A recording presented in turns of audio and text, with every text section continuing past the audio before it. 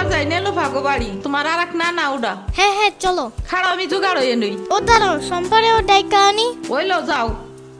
আমার জুতা গেল কই?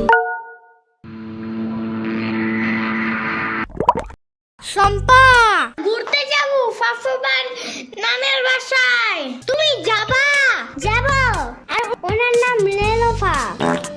একটা হইলেই হয়, তুমি জলদি আসো। খাড়াও, একটা দিয়ে আসি। তোমার বাসাটা এমন কেন? হ্যাঁ হ্যাঁ, পুরাই জাহাজের মতো। দাঁড়াও, আমি তোমার হাত ঠিক করে দেই।